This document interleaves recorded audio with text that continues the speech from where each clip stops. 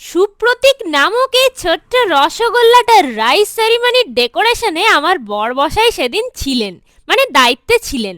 আর আমি তার পিছু পিছু ধাওয়া করে চলে গেছিলাম ফুড ব্লগ করতে। আমি তো খাদ্যরসিক, তাই আমাকে স্পেশালি তার সুপার মম ইনভাইট করেছিলেন যে তুমি কিন্তু অবশ্যই আসবে আর খাবারগুলো খেয়ে অবশ্যই বলবে যে কেমন হয়েছে। আচ্ছা, গেটের ডেকোরেশন থেকে বাকি ডেকোরেশনগুলো তোমাদের কেমন লাগলো কমেন্টে কিন্তু জানিও। লাল চা চালাবে সাতটা গাড়ি জানিস, সাতটা। খুব সুন্দর হয়েছে, ডেকোরেশনের কাজ এতটাই সুন্দর হয়েছে যে নেক্সট টাইম যদি কেউ বিয়ের কাজ করে কিনা, কিন্তু যদি রাইস সেরিমনি বা বার্থডের জন্য কোনো রকম কিছু, মানে নেক্সট আমার ডিসেম্বরের অক্টোবর এই বছরে আমার দিদির ছেলের আছে, সেটাও তোমাকে বুকিং এখন থেকে দিয়ে দিলাম। এটা আমাদের অবভিয়াসলি এক্সট্রাই পাও না, সেটা দেখিও নি। বলছিলে যে সত্যি কথা বলতে আমি কিছু দেখিও নি, কিছুই না, আমি কোনো রকম কিন্তু মানে ডেকোরেশন আইটেমও দেখিনি।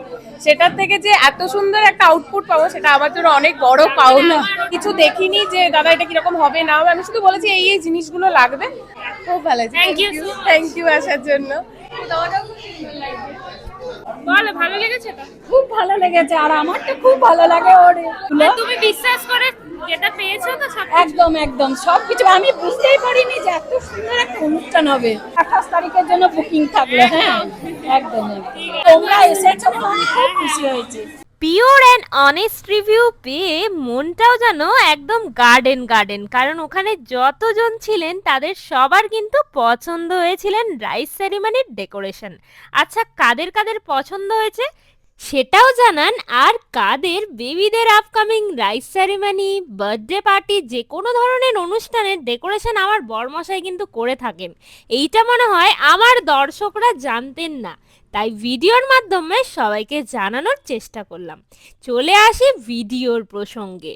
আমাদের আজকের প্রিন্সের রাইস সেরিমনি দারুণভাবে সেলিব্রেট হলো, মানে মাছের মাথাটা কিভাবে খেতে হয় আর পায়েসটা কি সুন্দর চেটে চেটে মিষ্টি মিষ্টি করে খেলো যে সবাই দেখে খুব আনন্দ পেলাম আমরা। তারপরেই আমি আজ স্টার্টার কাউন্টারে না গিয়ে ডাইরেক্ট চলে গেলাম মেন কোর্সের ফার্স্টেই ছিল ভেজ কাটলেট, স্যালাড, যা আমার ভীষণ পছন্দ। খাবারের পরিবেশনায় ছিলেন আপ্যায়ন ক্যাটারার। আগেও আমি খাবার খেয়েছি, আর একটা জিনিস দেখলাম, ক্লায়েন্টের যেটা টেনশন ছিল যে সবার পছন্দ হবে তো, সবাই ফ্রেশ অ্যান্ড গরম গরম খাবারটা পাতের মধ্যে পাবে তো, সেই ডিমান্ডটা কিন্তু দারুণভাবে ফুলফিল হয়েছে। একদম বাই অনেস্টলি ভিডিওতে বলছি। অনুষ্ঠান যেহেতু দুপুরবেলা ছিল, তাই দুপুরবেলার সেরা খাবার হিসেবে মুগের ডাল, লেবু চটকে ভাত আর ঝুড়ি আলু ভাজা কেমন লাগতে পারে?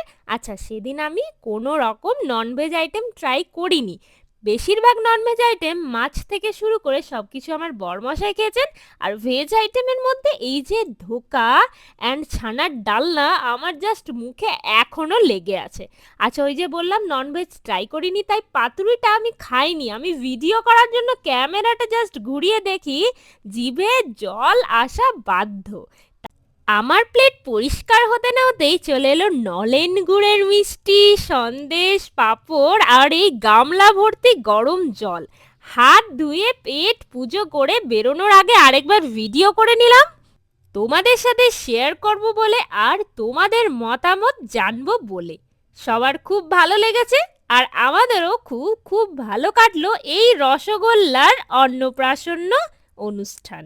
তো টাটা করে বাড়ি চললাম। দেখা হচ্ছে অন্য কোনো ভিডিওতে অন্য কোনো দিন। Till then take care, bye by.